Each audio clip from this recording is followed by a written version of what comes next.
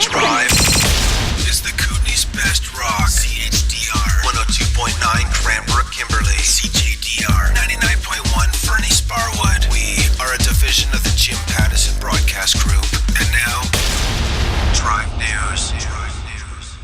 It's 6:30. I'm Jeff Johnson, and it's right now -2 in the Elk Valley, -5 in Cranbrook. News is for All Seasons Motorsports, Ashbury Glass, and Culligan Water Experts, Cranbrook.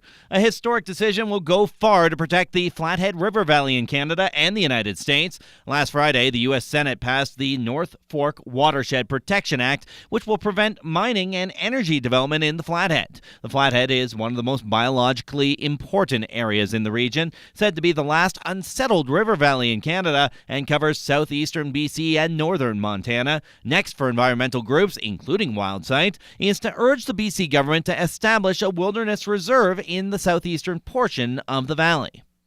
A thaw throughout the East Kootenay region is good for drivers, but bad for regulars at Lake Windermere. Columbia Valley residents are being warned about using the ice on Lake Windermere. Late November and early December saw frigid cold temperatures hit the region, creating perfect ice conditions on Lake Windermere. And then only 1 week later, a warm thaw came through the East Kootenay, causing the ice to start to melt. For the time being, residents are being advised to keep off the ice until cold temperatures return and the ice can properly form.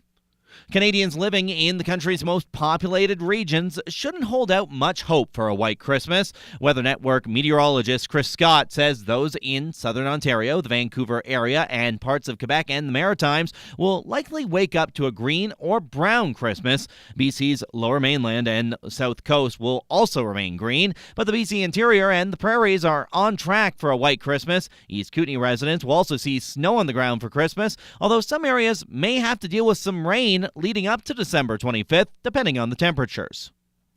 Sports is for Muriel and Jane's General Store and Fitness Inc.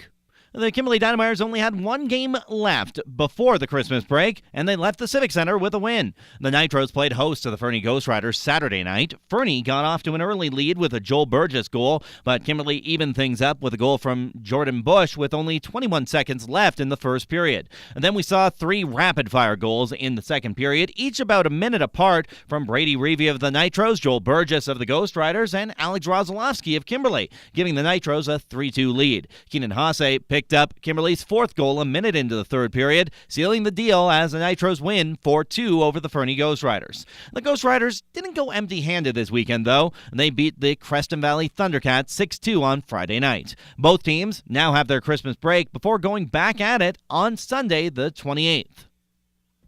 A quick look at the NHL scoreboard. Dallas won a shootout to beat Edmonton 6-5. Chicago shut out Toronto 4-0. And Philadelphia won a close 4-3 overtime victory over Winnipeg. Other games saw Colorado beat Detroit 2-1 in a shootout. Boston win 4-3 in overtime over Buffalo. And the New York Rangers shut out Carolina in a close 1-0 victory.